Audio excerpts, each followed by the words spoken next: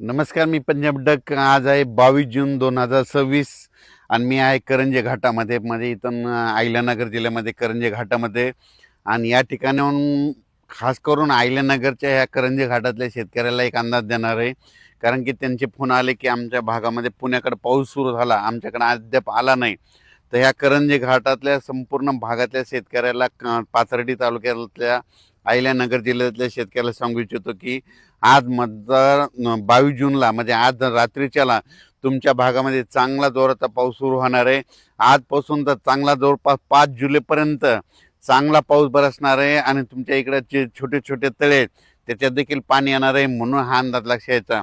तुमच्या भागात दुष्काळ वगैरे काही पडणार नाही म्हणून हा अंदाज देखील लक्षात घ्यायचा. पण राज्यातल्या सर्व शेतकऱ्याला सांगू इच्छितो की राज्यामध्ये पूर्व विदर्भ, पश्चिम विदर्भ, दक्षिण महाराष्ट्र, उत्तर महाराष्ट्र, कोकणपट्टी, खानदेश, मराठवाडा सर्व शेतकऱ्याला सांगू इच्छितो की आज 22 जून पासून मी म्हटलं होतं ना काल 21ला पाऊस सुरू होईल. तर 21ला पुणे, नाशिक, सातारा, बऱ्याच भागामध्ये मुंबई सगळीकडे पाऊस सुरू झाला. संभाजीनगरकडं देखील आता देखील जाफराबादला पडला.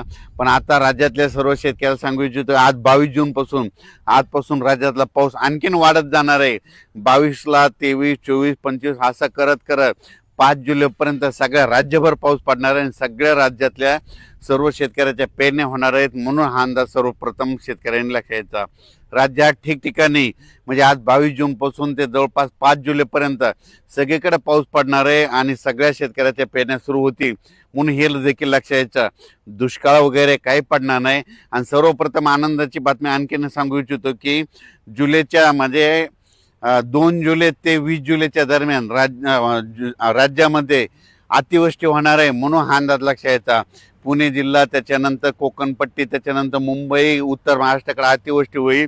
मग त्या अतिवृष्टी झाल्यामध्ये जे कॅचमेंट एरियातले धरण आहेत, जायकवाडी धरण, त्याच्यात देखील पाणी यायला सुरुवात होईल.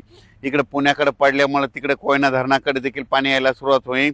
त्याच्यामुळं हे देखील सर्व शेतकऱ्यांनी अंदाज लक्षात द्यायचा. आज दुपारनंतर जे पाऊस सुरू होणार आहे 22 जूनला, तर तुम्हाला सांगू इच्छितो आज लगेच काय होणार सगळीकडे महाराष्ट्रामध्ये काय होणार, पश्चिम महाराष्ट्र, कोकणपट्टी, त्याच्यानंतर इकडे मराठवाड्याकडे देखील येणार आहे, विदर्भाकडे देखील येणार आहे. म्हणजे जवळपास आज बराच भाग जवळपास व्यापून टाकणार आहे. म्हणून हा अंदाज लक्षात.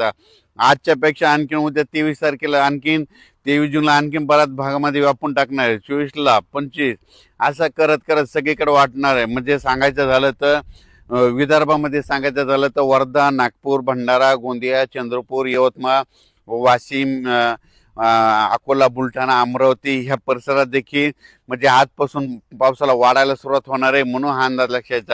विदर्भात मात्र 23, 24, 25, 26, 27च्या दरम्यान चांगला पाऊस बरसणार आहे आणि त्या शेतकऱ्याचे देखील पेरणी होणार आहे.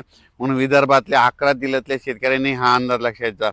मराठवाड्यात देखील आज बऱ्याच भागामध्ये म्हणजे परभणी जिल्हा, लातूर जिल्हा, बीड जिल्हा, धाराशिव जिल्हा, जालना जिल्हा, संभाजीनगर आज देखील बऱ्याच भागामध्ये पाऊस दाखल होईल. पण उद्याच्याला आणखीन ह्या 5-7 दिवसामध्ये मात्र सगळीकडे दाखल होऊन मराठवाड्यातल्या देखील शेतकऱ्याच्या पेरण्या सुरू होतील. म्हणून हा अंदाज सर्व शेतकऱ्यांनी लक्षात द्यायचा.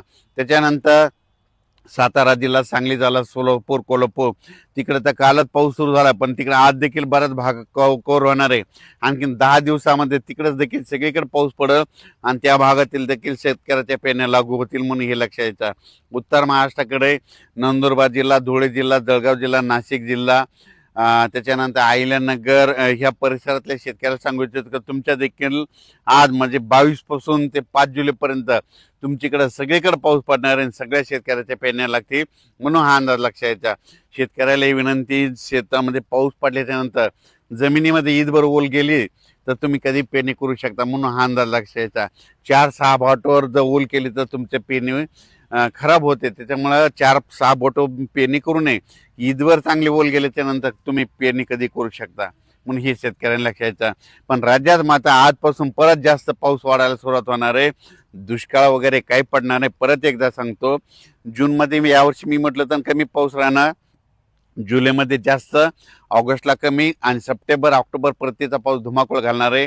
म्हणून हे अंदाज देखील लक्षात द्यायचा. पण जुलै महिन्यामध्ये मात्र राज्यामध्ये ठिकठिकाणी अतिवृष्टी होणार आहे. म्हणून हा अंदाज सर्वप्रथम लक्षात द्यायचा.